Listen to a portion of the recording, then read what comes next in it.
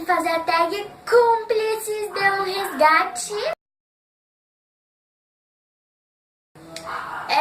É 8 perguntas e eu vou responder. Eu vou ver aqui no celular. Bom, como você soube da novela Cúmplices de Resgate? Gente, eu vi em propaganda só, porque até eu não vi em coisa assim, Snapchat, eu só vi em propaganda. Isabela ou Manuela? Gente, eu gosto mais da Manuela, só que as sopas eu prefiro da Isabela. Personagem favorito fora as gêmeas? Theo.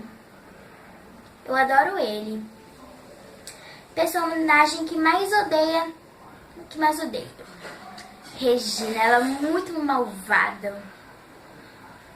Música favorita da novela? Eu gosto de 3.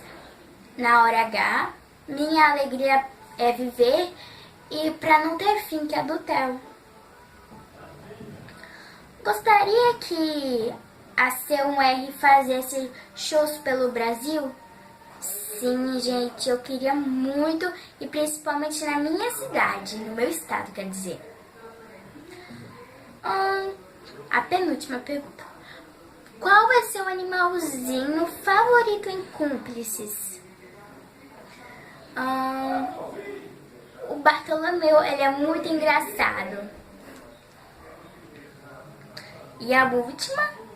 Assistiu a versão original do México? Não, gente, eu não assisti porque eu só assisti um capítulo, quer dizer, mas também porque eu não tinha existido naquela época. Bom, espero que tenham gostado. Deixem os seus comentários que vocês acharam do vídeo.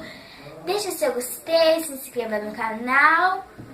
Um beijão pra vocês e pra sua família e tchau, tchau! Você parece tanto comigo. Te ter por perto me deixa feliz. Você e eu